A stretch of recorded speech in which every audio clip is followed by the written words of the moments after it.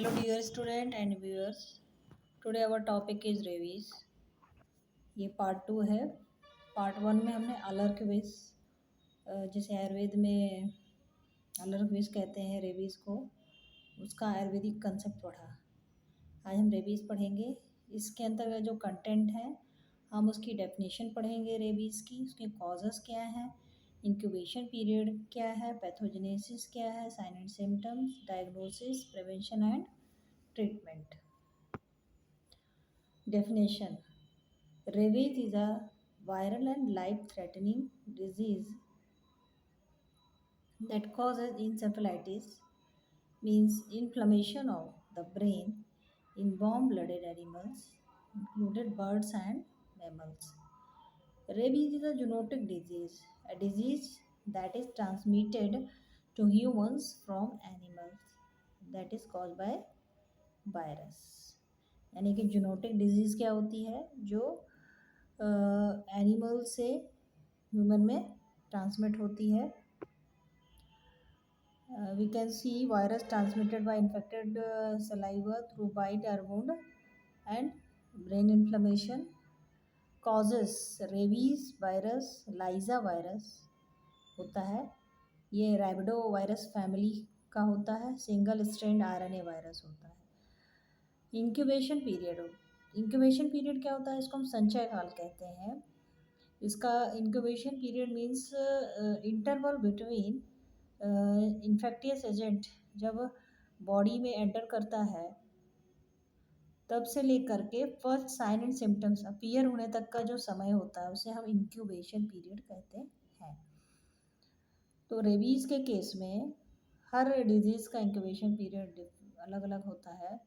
Rabies के case में इसका इंक्यूबेशन पीरियड वेरिएबल होता है, डिपेंड करता है, साइट ऑफ बाइट पे भी डिपेंड करता है कि जो बाइट हुई है वो कहाँ हुई है.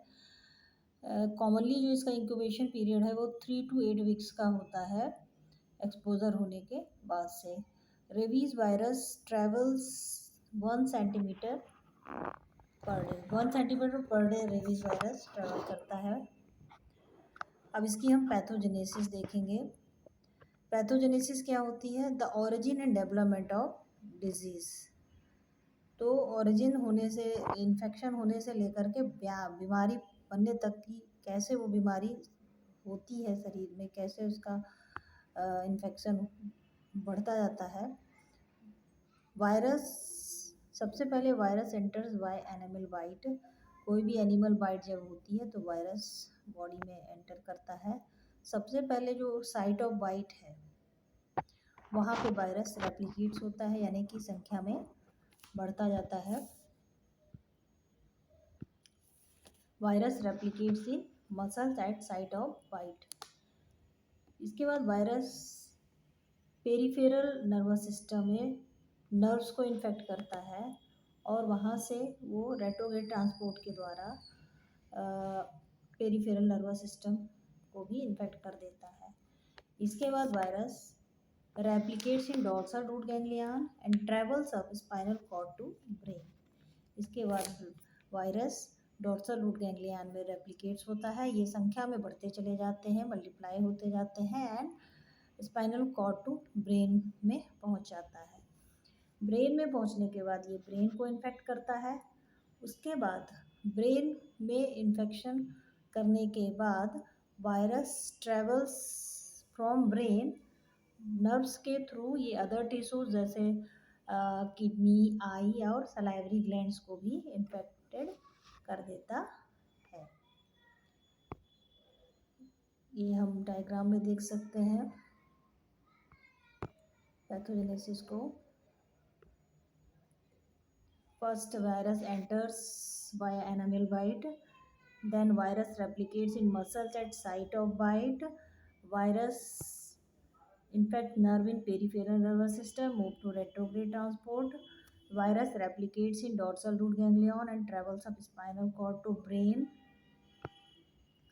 Brain infected and virus travels from brain via nerves to other tissues such as eyes, kidney and salivary glands. Signs and symptoms. अब रेबीज़ हो गया है तो क्या हमें साइन एंड सिम्टम्स लक्षण मिलते हैं. पेन और टिंगलिंग एट द कोई भी बाइट है, ये एनिमल बाइट का केस है, तो local manifestation and systemic manifestation. Local manifestation में हमें पेन और tingling at the site of bite, जहाँ पे काटा है वहाँ पे पेन और झंझनाहट होती है। Headache, fever, sore throat, nervousness, confusion, bizarre behaviour यानी विचित्र व्यवहार, एजिटेशन, सीजर्स, झटके से आना, डिफिकल्टी इन ड्रिंकिंग, पानी पीने में कठिनाई होती है। Patient will be able to eat solid, ठोस चीज़ खाने में वो सक्षम होता है। पेशेंट घबराहट महसूस करता है, एजिटेशन, घबराहट। साइन एंड सिम्टम्स क्या होते हैं? अफ्रेड ऑफ वाटर, हाइड्रोफोबिया, पानी से उसे डर लगता है, जिसे हम हाइड्रोफोबिया कहते हैं। इवन साइट और sound of water disturb the patient, थोड़ा भी आवाज़, पानी की आवाज़ से या पानी जैसी जगह पे भी होने से उसे डर महसूस होता है, लेकिन उसे प्यास बहुत ज़्यादा लगती है। Spasm of pharynx produce choking, pharynx का स्पाज्म हो जाने से उसे चोकिंग जैसा महसूस होता है। रेस्पिरेटरी अरेस्ट, डेथ सम में सर्वाइव, कुछ रेस्पिरेटरी अरेस्ट होने से उसकी डेथ हो सकती है, कुछ बच भी जाते हैं। हेलुसिनेशन हो जाता है, seeing thing that are not really there, वो ऐसी चीज़ों को देखता है जो वहाँ नहीं है। हाइड्रोफोबिया, फियर हो जाता है, ठीक है, वाटर से उसको डर लगता है। Due to spasm of throat, paralysis, unable to move part of the body, coma and death within 1 to 6 days। Diagnosis जो हम करेंगे antemortem and postmortem. Antemortem condition में स्किन बायोप्सी यानी मरने के पहले स्किन बायोप्सी म्यूचुअल रीजन का from along hair line to neck and fluorescent test, antibody test कराते हैं। पोस्टमार्टम में biopsy of brain and Seller's stain for Negri body.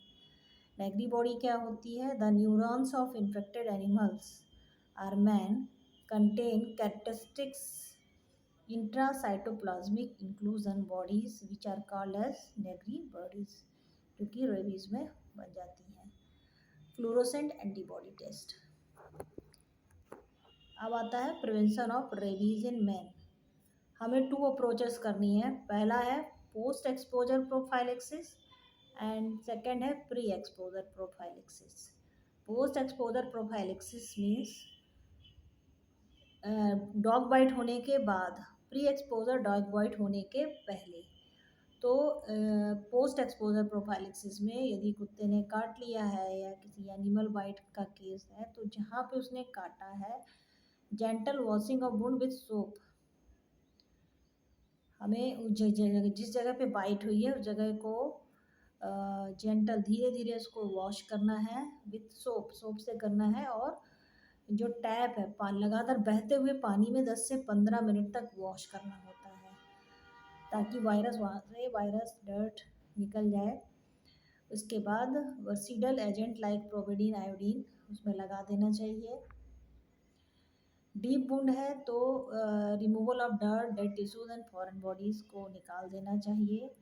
उसके बाद रेबीज इम्यूनोग्लोबिन लोकली वुंड पे इन्फिल्ट्रेट करना चाहिए। एनिमल बाइट में जो वुंड है उसको स्यूचर नहीं करना चाहिए, तुरंत स्यूचर नहीं करना चाहिए।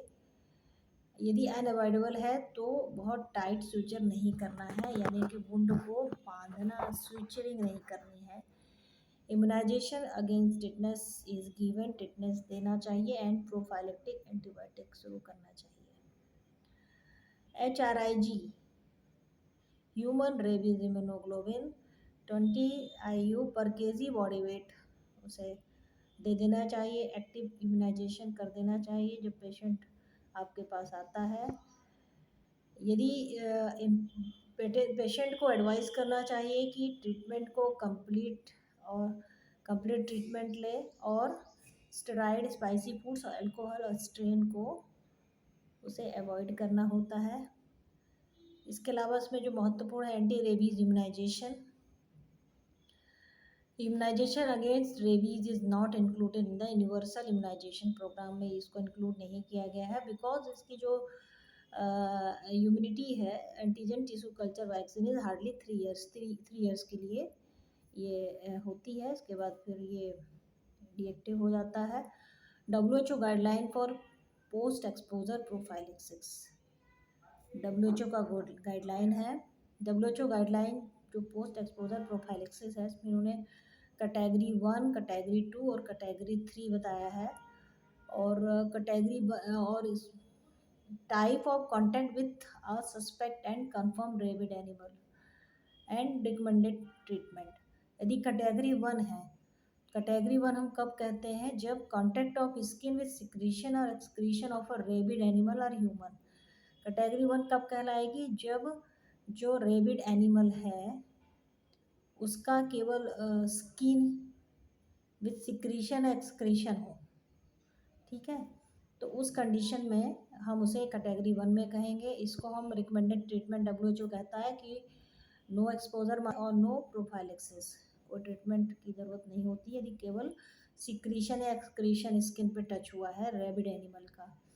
कैटेगरी 2 में आता है minor scratches or abrasion without bleeding. यदि स्क्रैच आ जाते हैं या खरोच जैसा है, माइनर है तो, लेकिन ब्लीडिंग यदि नहीं हो रही है तो उसे हम कैटेगरी 2 में रखते हैं। हमें यहाँ पे हमें यूज़ केवल वैक्सीन की ज़रूरत होती है। और कैटेगरी 3 में यदि सिंगल और मल्टीपल ट्रांसडर्मल स्क्रैचेस यदि हैं बाइट एरिया में तो उसे हम कैटेगरी 3 में रखते हैं। और यहाँ पे हमें इम्यूनाइजेशन के साथ वैक्सीन की भी ज़रूरत होती है। Pre exposure prophylaxis, it is given to those people who are at risk for, that is veterinarian, animals handlers, laboratory personnel, control of rabies in dogs. इसलिए हमें इनको प्री एक्सपोजर प्रोफाइलिक्सिस में वैक्सीन की ज़रूरत होती है। एंटी रेबीज वैक्सीन का जो शेड्यूल है, प्री एक्सपोजर प्रोफाइलिक्सिस यानी कि बिफोर बाइट, इसके लिए 3 डोजेज हैं। 0 डोज, 0 मतलब पहले दिन जब आएगा वैक्सीन लगवाने, एंड 7 एंड 28 डेज। तो ये जो प्री एक्सपोजर प्रोफाइलिक्सिस होता है before bite 0, 7 and 28 intradermal route पे दिया जाता है। 0.1 ml दिया जाता है। Day 0 means first dose, day 7 मतलब सेकेंड डोज जो कि 0.1 ml intradermal and 0.1 ml intradermal, 28 days mean third dose होगा। 3 डोज दी जाती है प्री एक्सपोजर प्रोफाइलिक्सिस में। और यदि इम्यूनाइज पर्सन है, पहले से उसको वैक्सीन दिया जा चुका है और उसको डॉग बाइट हो जाती है, उस कंडीशन में 2 डोज ही देनी है। 0 day and 3 day. 0 day means जिस दिन पहला डोज लगेगा यानी कि 0.1 ml intradermal, and third day मतलब second dose 0.1 ml। Post exposure prophylaxis, post exposure मतलब एक्सपोजर होने के बाद, आफ्टर बाइट। आफ्टर बाइट यदि वैक्सीनेटेड पर्सन नहीं है तो 4 डोज दी जाएंगी उसको, डोज बढ़ जाएगी। इस कंसेप्ट से हम देखें, एसेंट रेजिमेन कहलाता है। Dose 0, 3, 7 and 14। 0, 3, 7 एंड 14 इंट्रामस्कुलर दिया जाता है। ये इंट्रामस्कुलर मतलब डीप दिया जाता है। एंड 1 ml दिया जाता है, 1 साइड दिया जाता है, ठीक है। And updated Thai regimen 0, 3 and 7। ये जो अपडेटेड थाई रेजिमेन है ये 0, 3 और 7 होता है। और इसमें इंट्राडर्मल दिया जाता है, 0.1 ml 1 side and 0.1 ml other side दिया जाता है। मतलब टोटल डोज जो होती है वो 0.2 ml होती है। तो अपडेटेड थाई रेजिमेन ज़्यादा अच्छा है बजाय एशियन रेजिमेन के, क्योंकि इंट्राडर्मल है, कम डोज में दिया जाता है।